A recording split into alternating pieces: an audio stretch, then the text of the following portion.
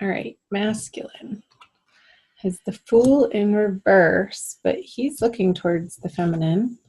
And the Knight of Cups is looking the other way. So I feel like the masculine energy, Capricorn, is going towards the feminine to revisit something. Mercury is retrograde. I'm not surprised that he's in reverse, looking towards the feminine. However, I don't feel like the feminine is receptive to his energies and his approach, what he has to say, what he has to offer for the start of April. I feel like the feminine energy is looking out to other prospects, like keeping her options open. She's not saying no to him. I feel like she has one ear turned to listen, like, okay, the masculine's trying to communicate something here. What does he have to say? But not taking it, she's taking it with a grain of salt, essentially, and really not, like, her armor's on. She's not letting it sink into her heart center, but she's considering it. The horse is sort of looking in that direction too, like, who's behind me over there? I feel like the masculine is a little bit regretful. However, the way that he's approaching the feminine isn't quite in the way that she would want him to be, for her to completely turn this horse around and start running back into his direction. So let's see what's in his subconscious energies. The Hermit in reverse. Let's see hers. The 10 of Pentacles. So yeah, this is what the feminine wants to create and have and manifest and be living in, this full, abundant, glorious, sharing, family, fun atmosphere. And so this is operating in her subconscious of why she's turning around, because he's coming with this information, like he's done this internal work and ready to present it to her. I want to make sure you can see that.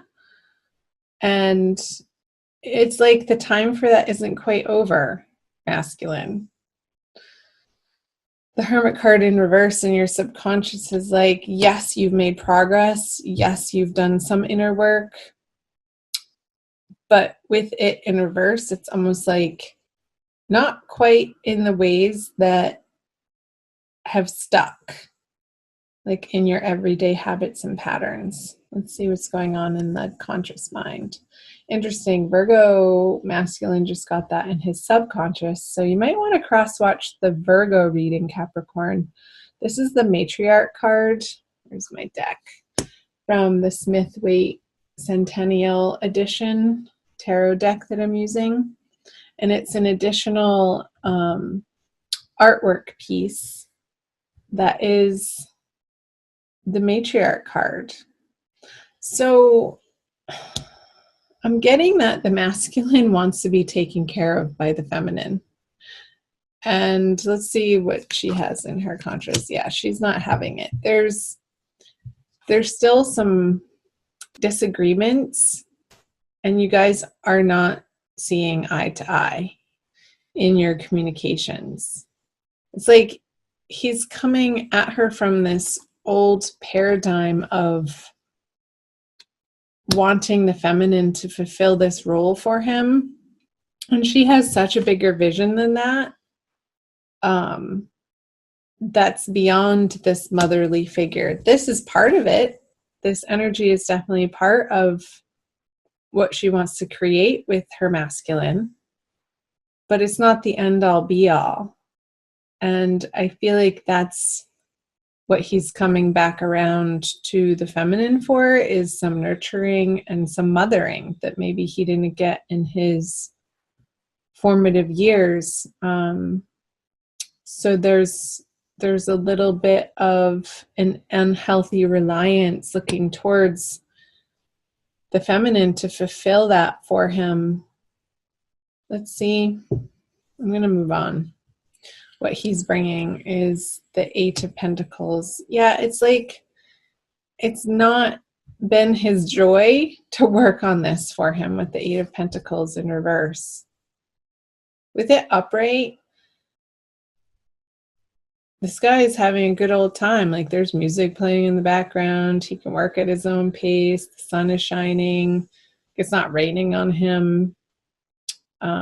The wind isn't blowing. It's a calm, steady, labored effect. But with it in reverse, what he's bringing to the feminine is, it's like this resistance to doing his inner work is what's blocking him from getting through this card. Like his old ideas still need to be transformed at a very basic transcendental level. Let's see the energies of, she's wanting it to be different with the masculine. I feel like she is starting to claim and own her sensuality and being in her body and wanting to share that sexual energy with the masculine. Let's flip over this. But again, it's like these miscommunications with the Eight of Wands in reverse that results in this as an experience for the feminine just in April, not forever. It's like she's not able to get her point across to the masculine. It's like they're speaking two different languages. He wants this mothering energy to help him feel nurtured and supported and safe. And she wants something sort of totally different. She wants her masculine to come at her with this passion and meet her on this level of playfulness and fun and adventure. And I feel like their wires are crossing in this manner. It's like I'm feeling this mismatch of energy, which again, this Five of Wands, it's not a major annoyance though. I mean, she's still holding her cup here, feminine. So she's really not, I mean, there's a little bit of an effort on her part, but once she sees that it's met with this resistance from the masculine, she's not, I don't feel like she's pushing forward. It's almost like it's this push-pull energy. Like parts of her wants to have it out with the masculine in this passionate encounter. And it's like this, I'm getting the sense that these arguments and these miscommunications and these frustrations to do with the masculine on the feminine side are like traditionally or in the past would have led to a sexual encounter, like that friction of being a little bit mad at each other and then you kiss and make up and have great makeup sex, that type of thing. But that's not happening in April. It's just the energy isn't set up for it. So that's fine. Go explore your other options, feminine. Do what makes you feel happy in April. Surround yourself with high vibe, positive people who encourage you to not squash this dream that you have, this vision, this idealism that you're shooting for the stars, and that's okay. Like hope in your heart, in the present. I was reading about hope actually this morning, and I was wondering if it was an emotion or not. And in fact, the jury says, most of the psychological journals say, no, it's not an emotion. It's more of a cognitive way of being and informing your current state of mind, which can affect your behaviors of how you act in the present moment, So keep hope for this vision for yourself, this abundance, this comfort, this overflowing prosperity that you will one day create with your masculine. So, because that's going to only elevate you in your experience of what you're capable of right now. And that's the most important, of your experience right now and what you're holding in your heart, how you regard yourself from moment to moment, the internal conversations that you have with yourself. And just let the masculine over here cycle back through to, and I feel he is going to, towards the end of the month, go on this inward journey again. All in due time. You can't force him to. Period. Let's pull an additional card for you. Oh, I don't know. I think this one. The Rumi Oracle by Alana Fairchild. It's a little glary. For an additional message for my dear Capricorns, thank you for watching. Like and share and comment below. Again, find me on Instagram and Facebook. Follow me over there. Join the Ananda tribe. Ooh la la. From nothing to everything. Number 16. I will read you the poem. Let's see how much time we have. But we're good. Okay. Oh, my friend, if you're longing to be written on, become a blank page. Rumi. Have you been shedding your skins, your layers, your certainties? Gone are fixed identities and definite opinions. Keep casting those shackles aside, even if you fear you're releasing too much, and then perhaps you shall cease to exist. You shall only cease to exist as you have known yourself to be thus far.